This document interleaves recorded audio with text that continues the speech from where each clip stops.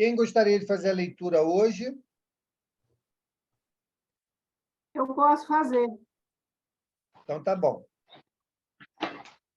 Verinha, pode ler para a gente, por favor. Ok. Dai a César O o que é Denise de... vai conduzir a sala, tá, gente?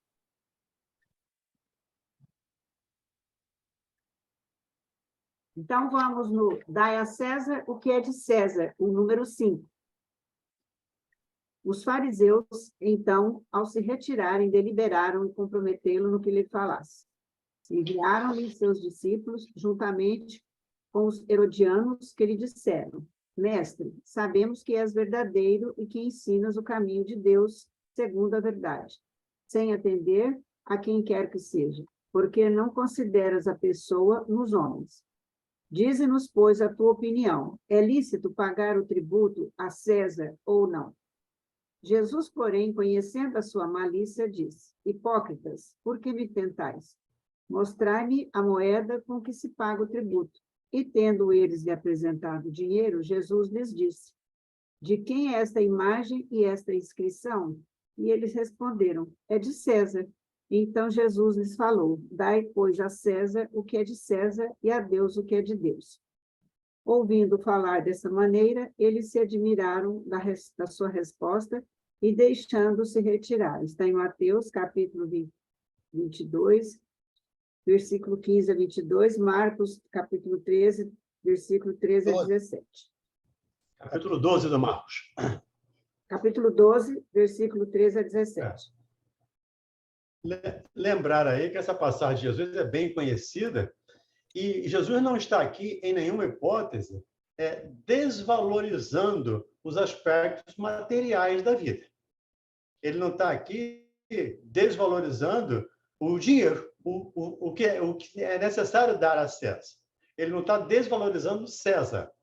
O que ele nos recomenda, dentro da minha percepção, do meu entendimento, é que busquemos o que é de Deus, em primeiro plano. Que busquemos primeiro o reino espiritual. Ele chega a nos afirmar que, uma vez buscando o que é do espírito, o que for necessário à matéria nos será dado naturalmente por acréscimo de misericórdia do Pai. Lembrando, né, que a lei principal do universo é uma lei de misericórdia, é uma lei de amor.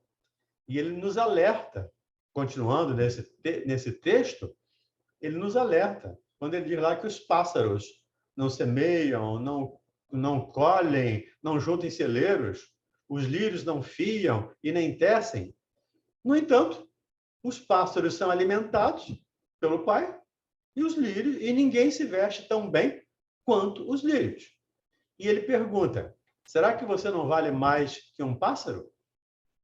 A questão é: qual a minha relação com o material? Qual a minha relação com o César, simbolizando aqui o material, e qual a minha relação com Deus? Qual a prioridade eu estou dando para o material e para Deus? Isso sim vai fazer a diferença na minha vida ou na nossa vida. Mas não podemos, em nenhuma hipótese, entender que Jesus está desprezando, diminuindo as coisas materiais, até porque também é criação dele. Então, o princípio material, o fluido cósmico universal, é uma criação de Deus. Então, tem tanto valor quanto todos os outros princípios. Mas ele nos alerta: a matéria é temporária. A matéria vai se desintegrar, seja ela qual for. Ela vai acabar. Ela é finita. O que é infinito é o espírito. Infinito, como lembrou o Mauro ontem aí, não eterno, mas infinito. Então, nós precisamos, ou precisaríamos, para usar o tempo melhor do verbo, precisaríamos priorizar as coisas do espírito, as coisas espirituais. Assim, entendi esse primeiro texto e fica aberto aí para quem quiser participar. Fique à vontade. Inclusive você, Mauro. Já que você passou a palavra, então passo para você também. Não, a explicação é essa mesmo, né? O entendimento é esse. Jesus, e não só Jesus, né? Deus, na sua criação, ele não poderia condenar alguma coisa que é fruto dos seus objetivos a algo condenável, né? Não. Agora, ele nos dá os meios para melhor utilização. Qual é a melhor utilização que estamos fazendo daquilo que ele colocou à nossa disposição? Estamos fazendo apenas para saciar a nossa vaidade, o nosso egoísmo, ou estamos utilizando bem para ajudarmos aos demais a chegarem em uma condição melhor? Questão de uso, não é o item em si, né? Como ele fala no Evangelho, também citando a enxada, né? A enxada é dada ao lavrador para quê? Para cultivar. Mas ele pode transformar aquilo numa arma de assassínio. Então, a culpa não é da enxada, né? A culpa é do uso que se faz do instrumento. Então, é exatamente isso que ele fala aqui. Então, o dinheiro não é o problema. O problema está na escravidão que nós, muitas das vezes, nos colocamos com a busca cega pelo dinheiro. Então, é isso. Então, dá a César o que é de César, ou seja, vamos fazer uso daquilo que está à nossa disposição, visando sempre um bem comum, mas vamos priorizar o que é espiritual, ou seja, vamos dar a Deus também o que é de Deus. Ou seja, o que Deus espera de nós? Sacrifícios? Oferendas? Não. Espera que, a cada nova experiência, nós nos aproximemos dele, compreendendo-o e vivendo suas lições. É isso. Sacrifício, não, né? Misericórdia, sim. É o que ele nos recomenda, que ele nos alerta. Né? Muito antes de Jesus, isso já era pregado, né? Do não sacrifício, mas sim da misericórdia. E, como eu disse, a lei é de misericórdia. Então, é importante que tenhamos também em nós, nas nossas ações, essa misericórdia. Ainda agora, estava participando de uma reunião até mediúnica, e um instrutor espiritual estava nos dizendo, né, como é que está o seu pensamento em relação a tudo isso que está acontecendo. Porque o que você pensa, gera. Se você pensa ódio de alguém, se você pensa raiva de alguém, você não está sendo misericordioso. Você está produzindo material que fomenta o ódio, que fomenta a discórdia. Então, nós precisamos ter isso em mente. O ensinamento de Jesus são dois, né? Amar a Deus e amar ao próximo. Esse é o esforço que nós precisamos fazer para colocar em prática esses ensinamentos. Segue. Seguimos. A questão, número 6, a questão proposta a Jesus foi devida ao horror que os judeus tinham ao tributo que lhes era imposto pelos romanos, fazendo dele uma questão religiosa. Um numeroso partido se havia formado para recusar o imposto, portanto, o pagamento do tributo era para eles uma questão irritante da atualidade. Sem o que a pergunta feita a Jesus, é lícito pagar o tributo a César ou não, seria sem nenhum sentido. Essa questão era uma cilada, porquanto eles esperavam, de acordo com a resposta de Jesus, colocar contra eles as autoridades romanas ou os judeus dissidentes. Mas Jesus, conhecendo a sua malícia, esquiva-se da dificuldade, dando-lhes uma lição de justiça, ao dizer que se dê a cada um o que lhe é devido. Na introdução, teu artigo publicamos. O Kardec, de certa maneira, nós já antecipamos aqui o comentário de Kardec. Mas lembrando que a ideia dos fariseus, dos publicanos, era sempre a ideia de derrubar Jesus, de fazer alguma armadilha para que ele caísse na armadilha. Então, se ele dissesse que era lícito pagar, os judeus iam ficar aborrecidos com ele. Se ele dissesse não pague, os romanos iam ficar aborrecidos. E ele, conhecendo a malícia, como está lá no texto evangélico, sai com essa lição fantástica. Como as grandes lições de Jesus, ou como todas as lições de Jesus, tem esse cunho de sabedoria. Ele nos coloca a reflexão, pontos à reflexão. Então, isso aqui é matéria? Então, dê a matéria para o material. Mas reserve um tempo a Deus. Segundo aí os estudiosos do cristianismo e da doutrina espírita, até o mandamento, né? Santificai o dia de sábado, era exatamente isso, você tirar um dia para se dedicar a Deus. Você trabalha 6 dias para o mundo, mas pelo menos um na semana dedica a Deus. E é o convite de Jesus aqui, em outras situações também, né? Quando ele nos convoca de novo a buscar primeiro o reino dos céus. É tirarmos um tempo, mínimo que seja, mas para podermos nos ligar, nos vincular a Deus. Diga aí, Ire Maria. Então, eu estava aqui pensando, quantas armadilhas, como tu mesmo usaste a palavra, né? Quantas armadilhas eles armaram para pegar Jesus, né? Eles eram espertos, e eu fico pensando, né, como a inteligência era rápida de Jesus, rapaz jovem, rápido, ele era assim, tinhoso, né? Batia nele e ele já dava de volta, né? Eu saía sempre pela tangente. Aí foi na época que eles trouxeram a mulher adúltera, né? Que ele mandou dar a primeira pedrada a quem não tivesse nenhum erro. E essa história que Jesus, já lembrei disso, já vou perguntar, que Jesus ficou escrevendo ali, eu não gosto muito dessa ideia, sabe? Claro, eu não estava lá para presenciar, não sei, né? Mas sabe por quê? Porque a grande maioria não era analfabeto. Dizem que Jesus estava lá escrevendo os pecados dos caras lá que estavam julgando a mulher. Mas não era todo mundo analfabeto. Porque como é que eles iam entender o que Jesus estava escrevendo com o dedo na areia? É uma questão, né? Tem que se perguntar. Mas o que eu estava querendo questionar aqui, né? A lucidez, a rapidez, o pensamento altivo, rápido, essa coisa de dar lá e dar cá, sabe? Bota lá e... Eu acho isso fantástico de Jesus, essa coisa assim. Nossa Senhora, eu acho fantástico. É só um comentário que eu queria fazer sobre isso. Tudo bem.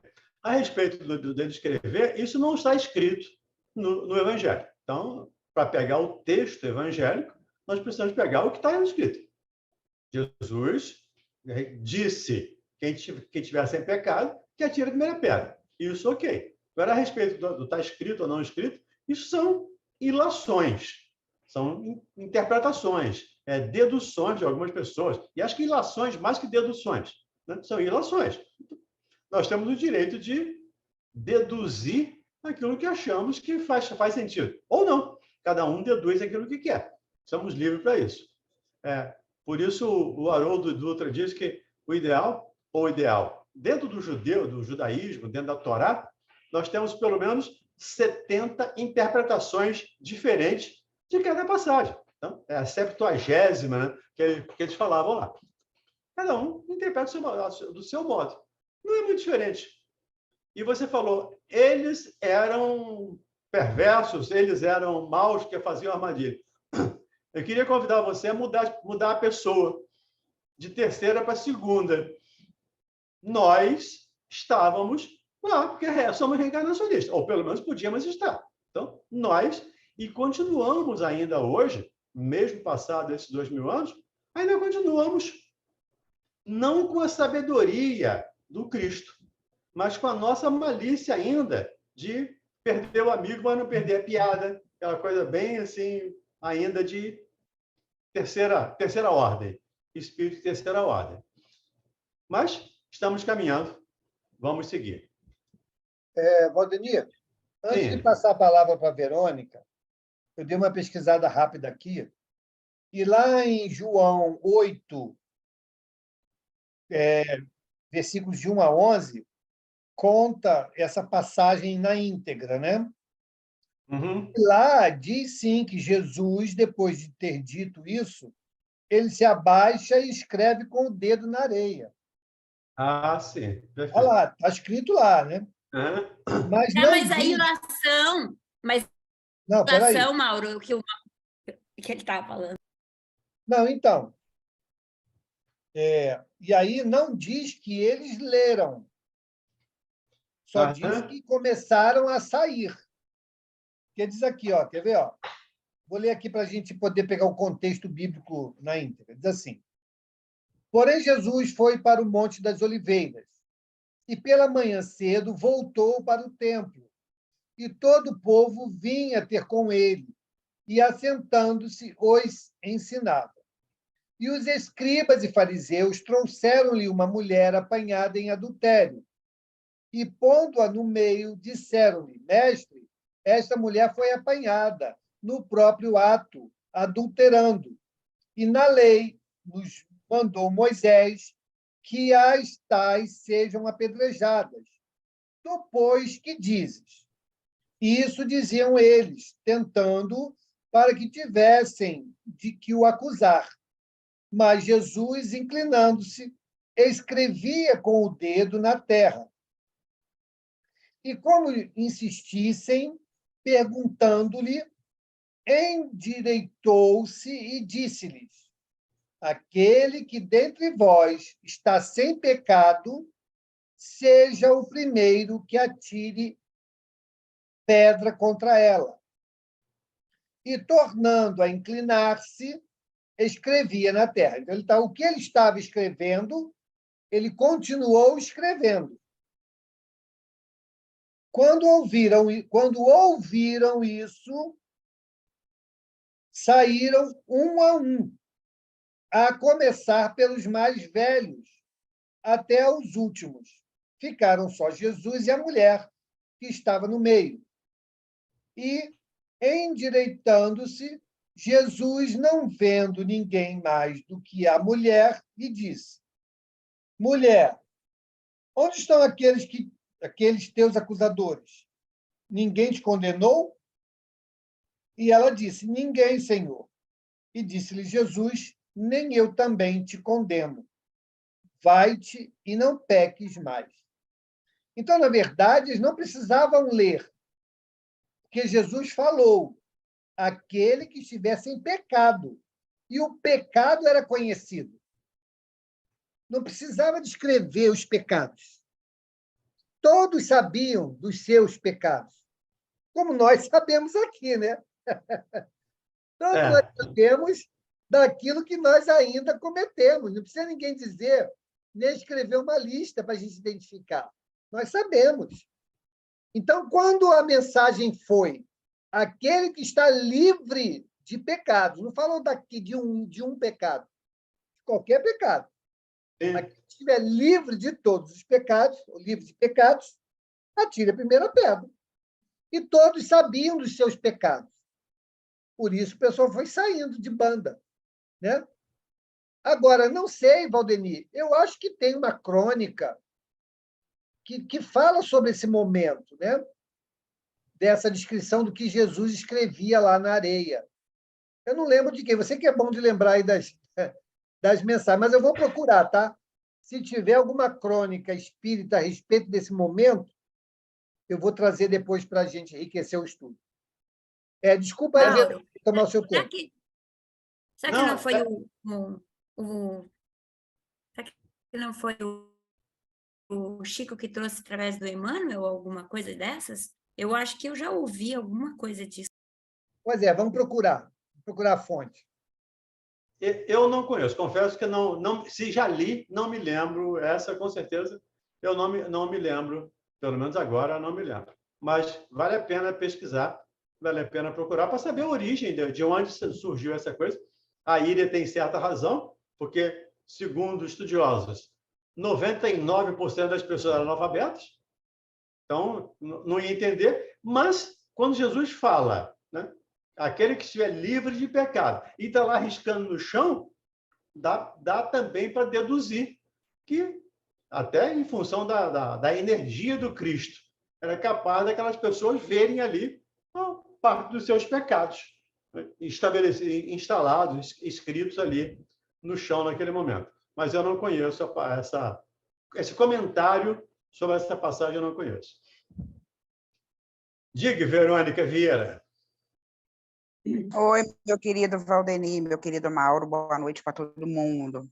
Ô, Valdemir, quando você se referiu aí que no sábado Aliás, as pessoas tiravam o dia de sábado para o seu descanso ou para se aproximar mais das coisas de Deus e pereré. Eu te pergunto, eu não concordo com isso não, porque no dia de sábado é o dia que eu mais trabalho. E, por exemplo, na minha concepção, para a gente não tem que ter um dia certo para pensar nas coisas do mestre. São todos os dias, por exemplo, aqui nos nossos estudos, é o momento que nós temos para reflexão, para aprendizado. Isso daí, no caso, seria um simbolismo? Verônica, não dá para ler qualquer texto sem contextualizá-lo. Então, para entendermos os ensinos do Cristo, ou pelo menos para termos uma vaga ideia dos ensinos de Jesus, nós precisamos, ou precisaríamos, ter alguma informação sobre a cultura daquele momento, sobre o que aquele povo pensava, sobre o que ele acreditava, como eles agiam, como eles pensavam, como eles se reuniam, e nós temos muito poucas informações sobre isso. Você não concordar é um direito seu, tranquilo, líquido e certo. Essa é uma ideia, eu falei, de estudiosos da doutrina espírita. Inclusive, o Haroldo Dutra comenta isso em uma das palestras dele, dizendo que esse dia vai tirar pelo menos um dia por semana. E, nesse dia, era dedicado. E os judeus continuam, até hoje, respeitando o dia de sábado, como sendo um dia de interação, um dia de ligação com o Criador. Só que eles estavam no ano 30, no ano 40 da era cristã. O ano 30, né? 30 e pouquinho. Nós estamos em 2023. Então, nós temos 2000 anos depois de estudo, de esclarecimento, de doutrina espírita. Então, nós temos um horizonte muito maior do que o deles naquele momento. Então, a gente precisa também levar isso em consideração para analisar qualquer fala do Cristo. Ok? Tá, mas eu não estou pensando erradamente, não, né, Valdemir? Não, quem sou eu para dizer que você está pensando errado? Eu não tenho nem. Não, você sabe. Valdemir. Não, eu tenho meus pecados, não posso tirar pedra. De jeito nenhum. Então, De tá jeito bom. nenhum, Verônica. De jeito nenhum. Minhas pedras, já arriei minhas pedras sem chance de jogar pedra em alguém. Tá bom, então. Obrigada. Pessoal, eu dei uma pesquisada aqui no livro Luz do Mundo, psicografia de Divaldo Franco pelo espírito de Amélia Rodrigues. No capítulo 13, ela fala sobre esse episódio de Jesus, né? E, segundo a citação da obra, né, é lá que ela descreve. Então, ela diz assim, lá nesse capítulo 13, né, diz assim: ora, segundo referências do plano espiritual, o que o Filho do Homem escrevia no solo com o seu dedo não era mais do que os defeitos dos que, a cada instante, o observavam, recordando-os das suas próprias imperfeições, fosse ele ladrão, caluniador ou adúltero. Então, a referência, né, dessa passagem do que Jesus teria escrito vem dessa obra, Luz do Mundo, do Divaldo, lá no capítulo 13. Só para que quem quiser aí buscar lá, depois dar uma lida, tá bom? E os livros da Dona Amélia valem a pena, todos eles valem a pena ser lidos, porque tem informações fantásticas. Iria Maria. Valdemir, eu queria só fazer um comentário aqui, ó. Na minha ótica, quando Cristo fala, dai a César o que é de César, esse negócio de pagar imposto, essa coisa toda, isso me remete, assim, um primitivismo mesmo por isso que eles não gostavam de Jesus, porque o Jesus estava ameaçando o fator econômico da igreja que eles realizaram. É isso que eu penso. Ou seja, Jesus não, naquela Lídia. época... Jesus não. Não, eu não Jesus estou falando... Não, Jesus ameaçava eles, por eles se sentiam ameaçados por Jesus, porque como se fosse assim, esse cara vem aí, faz os milagres, não cobra nada, e ainda nós vamos ficar, ele derruba os pombinhos, assalta os pombos lá ao redor do templo, e aí nós vamos ficar sem ganhar dinheiro.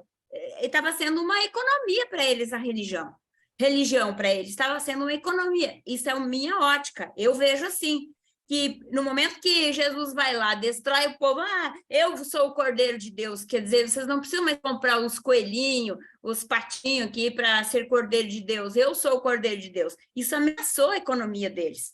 Eu acho que quando Jesus disse, dai a César o que é de César, eu acho que ele estava querendo dizer isso, na minha ótica, eu penso.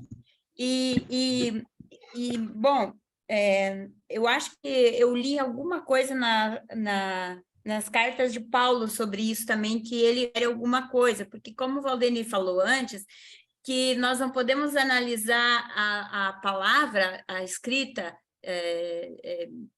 do Cristo, sem analisar o momento que eles viviam lá.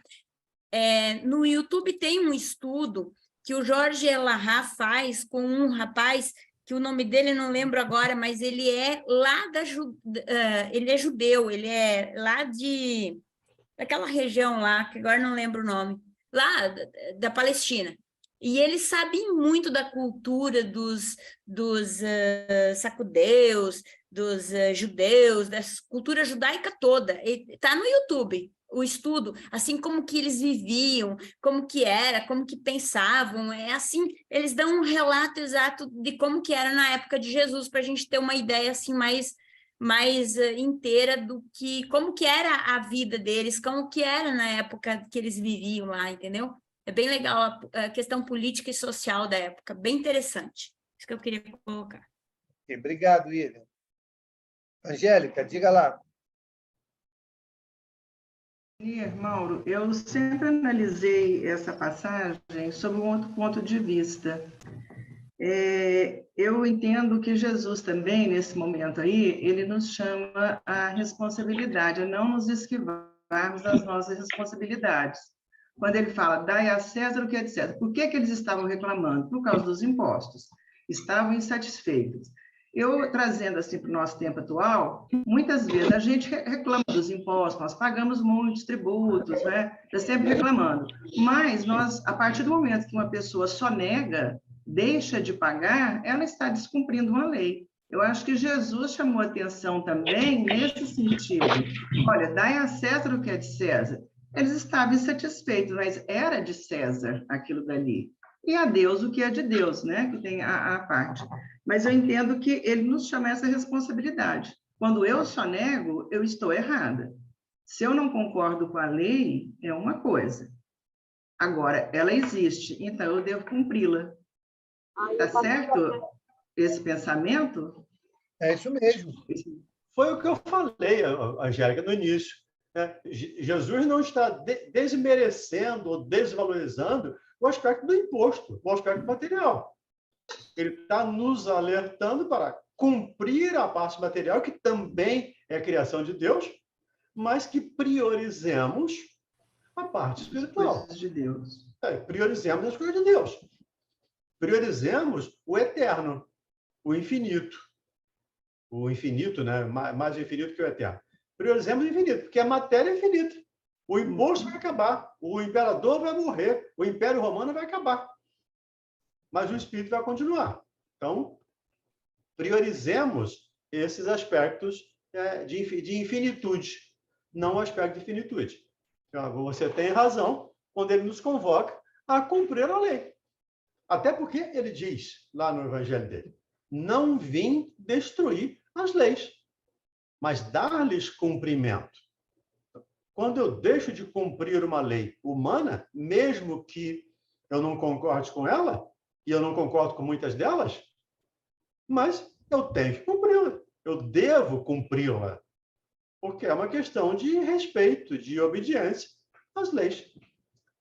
Um dia, essas leis humanas vão estar muito mais próximas, ou vão estar iguais às leis divinas. Mas hoje, ainda não. Mas, de qualquer maneira, eu preciso cumprir essas leis, sim. Entendo, assim, que precisamos cumprir as leis. Eu sempre brinco aqui, né? O ideal seríamos que nós parássemos no sinal vermelho sem que tivesse um radar. Mas nós só paramos porque tem um radar, porque somos multados. Então, isso ainda é um desrespeito à lei. Isso ainda denota a minha inferioridade em só ter que parar quando o sinal está... Quando tem radar. Se eu não tiver radar, eu não paro. Então, Nesse aspecto, Valdemir, e a gente só tem o sinal vermelho pela nossa deseducação e pela nossa pouca sensibilidade em relação ao próximo. Vocês sabem, eu passei uns dias lá em Maceió, né, de férias. E lá eu fiquei assim meio que admirado, assustado, né? Porque você tem grandes vias de mão dupla, inclusive, com cruzamentos sem sinal. Ou seja, as pessoas lá estão acostumadas a parar. Karina, seu som está aberto, aqui está jogando ruído na sala.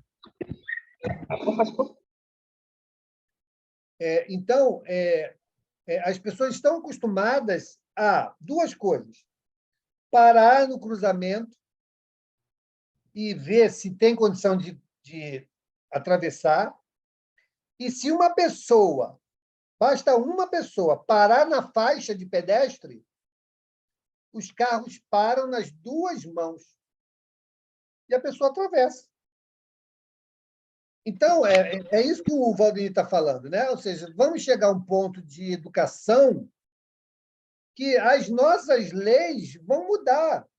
No momento que nós valorizarmos mais a vida do outro, né, do que as nossas conveniências, chegaremos a um ponto de, opa, alguém vai atravessar, deixa eu parar, dar a vez para ela. E aí as leis de trânsito vão mudar. Na hora que nós não matarmos mais ninguém, que a nossa convicção seja da preservação da vida, as leis... Eu entendo. As leis, né, também vão mudar, muitos artigos vão deixar de existir, porque a sociedade não pratica mais aquilo que precisava da lei cercear, frear, punir. Então, de fato, as nossas leis humanas, que são ainda muito imperfeitas, devido à nossa imperfeição, na medida que nós nos tornarmos melhores, elas vão acompanhar o ritmo da sociedade. Como nós temos hoje países cujas suas leis são muito pequenas. Muitas poucas coisas se recorre à justiça para nortear o comportamento da sociedade. Por quê? Porque aquela sociedade já amadureceu a um determinado ponto em que muitas coisas não são mais necessárias serem conduzidas por lei. A cultura do povo já chegou num ponto em que eles se regulam naturalmente.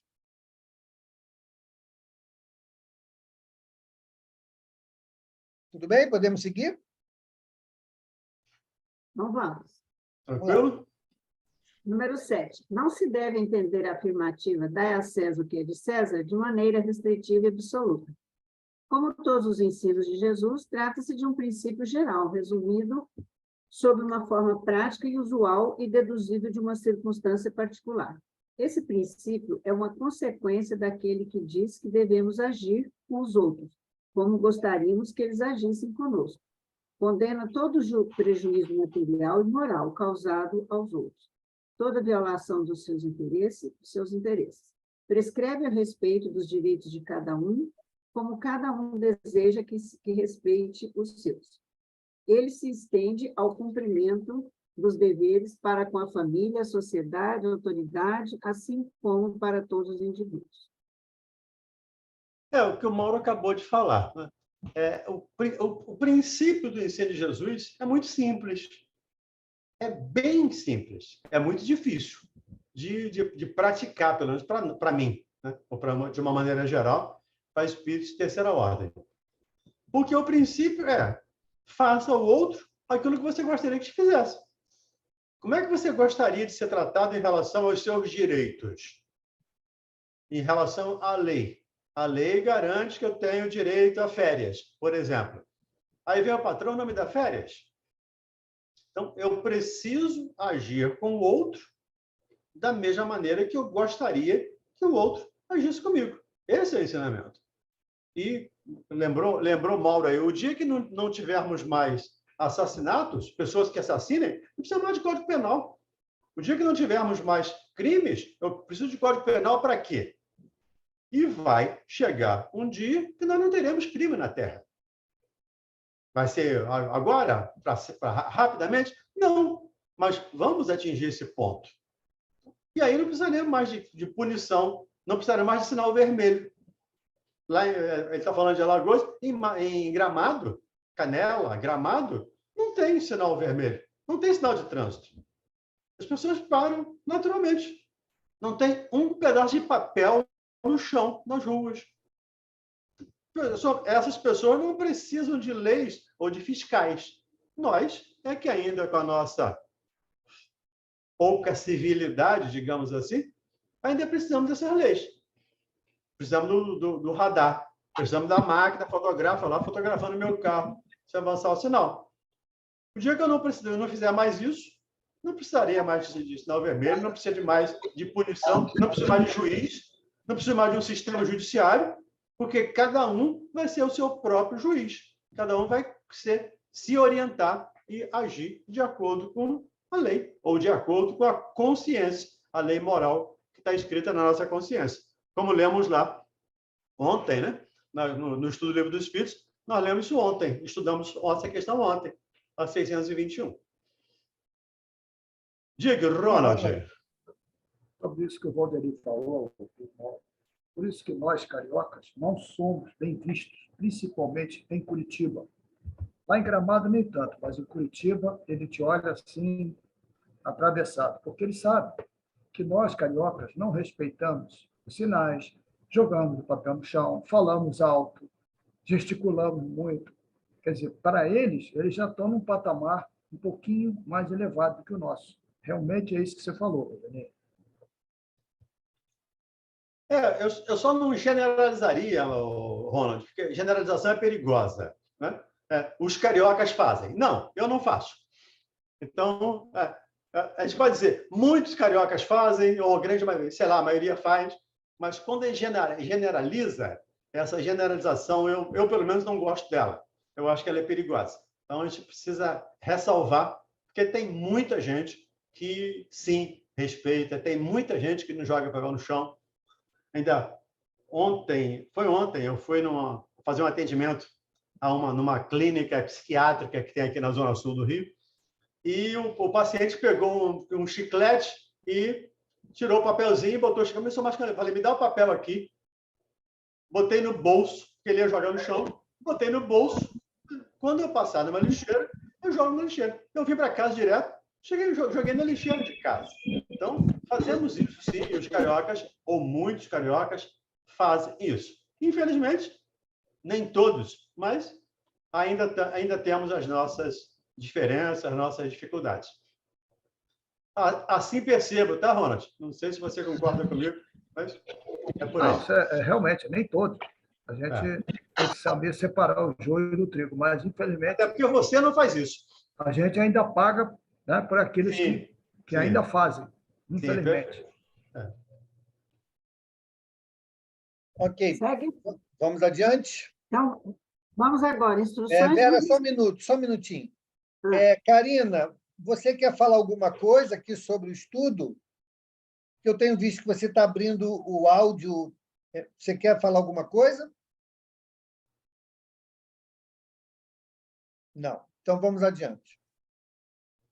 Instruções dos Espíritos. A lei de amor. Número 8. O amor resume inteiramente a doutrina de Jesus, porque é o sentimento por excelência e os sentimentos são os instintos elevados à altura do progresso alcançado. Na sua origem, o homem... Vera, acho que já dá para parar aí, né? Já dá para parar e fazer uma palestra a partir dessa primeira frase.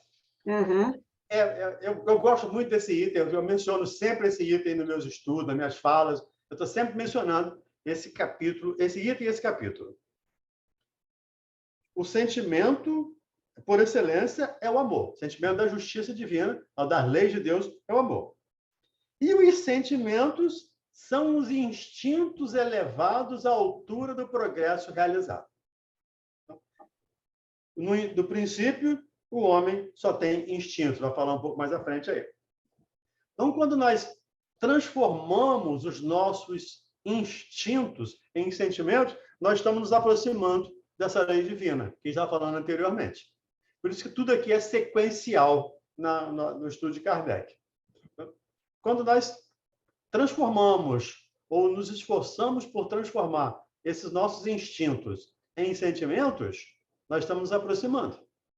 E esses instintos vão se transformando até atingir um ponto de sentimento. E os sentimentos são os instintos elevados até aquela altura do progresso realizado. Acho que vale a pena destacar isso, pelo menos na minha percepção.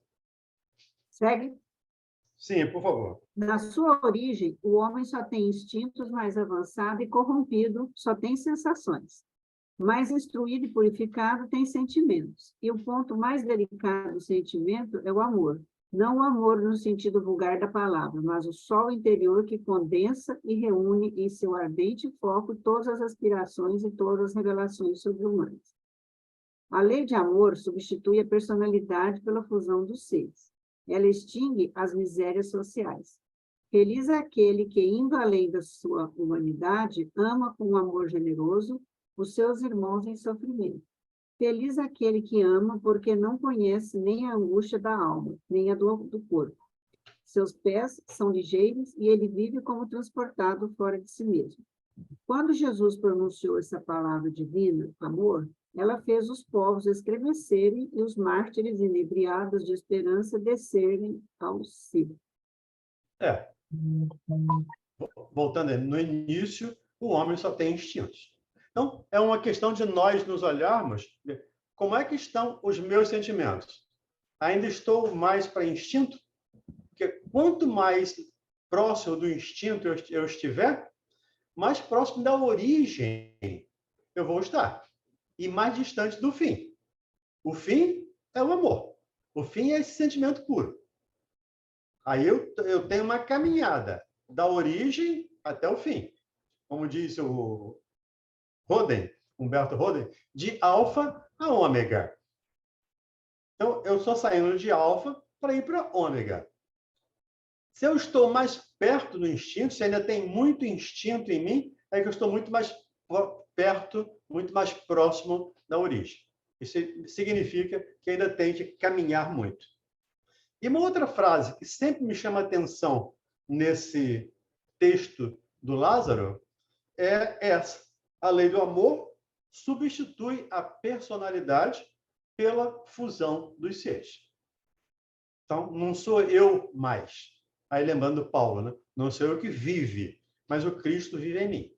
Então, esse substituir a personalidade pela fusão dos seres é trocar o ego por nós. É trocar o eu por nós. Não sou eu que sinto, nós sentimos. Não sou eu que estou feliz, nós estamos felizes. Então, quando alguém está triste, está com dificuldade, não é esse alguém somente. Em princípio, toda sociedade deveria também estar sofrendo, estar nessa sintonia, até com a intenção de ajudar. Então, precisamos entender essa lei de amor e colocar-se em prática. E feliz daquele, né, que ama com imenso amor os seus irmãos em sofrimento. E ele não fala aqui o irmão consanguíneo, o que concorda com ele, do mesmo partido, da mesma religião. O irmão em sofrimento. Estando no Brasil, estando na África, estando na Índia, em qualquer lugar. Conta-se até uma historinha a respeito do Chico, do Emmanuel, de que certa vez o Chico estava chorando, e o Emmanuel chega perto dele e diz: "Você está chorando por quê?" Ele diz: "Mas o senhor não sabe? Meu irmão faleceu. A minha cunhada esquizofrênica surtou, está internada. Meu sobrinho paralítico está comigo. Eu estou tomando conta dele. O senhor não queria que eu chorasse? E ele disse, eu nunca vi você chorar por um irmão africano. Por um irmão que está sofrendo lá na África. Que é tanto irmão quanto meu irmão consanguíneo. Isso não quer dizer que eu não tenho que começar o amor em casa. Não tenho que começar o amor com o próximo mais próximo. Mas eu preciso estender esse amor de uma maneira generalizada. E aí, vem à mente aqui outro ensino de Jesus. Quem é minha mãe? Quem são meus irmãos? Senão todos aqueles que fazem a vontade do Pai. Então, são todos. Então, nós temos aqui um grupo de irmãos reunidos. Um de Brasília, outro de Uberlândia, outro do Rio, um monte de Rio, outro de Niterói, da ilha, Jacarepaguá, um monte de gente. Um grupo de irmãos estudando. Então, se alguém está sofrendo, todos nós precisaríamos estar minimamente orando para essa pessoa, para esse irmão, para essa pessoa estar sendo confortada. Essa é a ideia da lei do amor que substitui a personalidade pela fusão dos seres. Ok? Segue mais um pouquinho. Por sua vez, o Espírito Assim. vem dizer uma segunda palavra do alfabeto divino. Ficai atentos, porque essa palavra levanta a lápide dos túmulos vazios e a reencarnação triunfando sobre a morte. Revela ao homem deslumbrado seu patrimônio intelectual. Não é mais aos suplícios que ela o conduz, mas à conquista do seu ser elevado e transfigurado. O sangue resgatou o espírito e o espírito deve hoje resgatar o homem da matéria. Eu disse que, no início, o homem só tem instintos, portanto, aquele em que os instintos dominam está mais perto do ponto de partida do que do objetivo a alcançar. Para avançar em direção ao objetivo, é preciso vencer os instintos em proveito dos sentimentos, isto é, aperfeiçoar esses últimos reprimindo os germes latentes da matéria. Os instintos são a germinação e os embriões do sentimento. Eles trazem consigo o progresso como a semente que encerra em si o carvalho. E os seres menos avançados são aqueles que, se despojando apenas lentamente das suas crisálidas, permanecem escravos dos instintos. O espírito deve ser cultivado assim como a terra. Toda a riqueza futura depende do trabalho presente. E mais do que bens terrestres, ele vos dará a gloriosa elevação. É então que, compreendendo a lei de amor que une todos os seres, buscareis nela os suaves prazeres da alma, que são o prelúdio das alegrias celestes. Lázaro, Paris, 1862. É isso, são palavras divinas. Né? Primeiro, o amor, e o Espiritismo vem trazer uma segunda palavra divina que justifica tudo isso, que é a reencarnação, a palavra reencarnação, que levantou as lápides, que nos mostrou que a morte não existe. E muitos dos nossos irmãos, principalmente os não espíritas, ainda desencarnam e não têm noção que desencarnou. Então, a gente precisa, mais uma vez, estar atento a isso, aí buscar primeiro as coisas do espírito, para não termos essa decepção, essa frustração, e alguém ter que nos falar numa reunião mediúnica que nós já desencarnamos. Então, essa reencarnação levanta a lápide e nos mostra a justiça divina nesse processo. Ok, gente? Bom, vamos então fazer a nossa prece, vamos parar no item 9, ok? Desse capítulo. Retornaremos amanhã, semana que vem, no item 9. Alguém gostaria de fazer a nossa prece de hoje?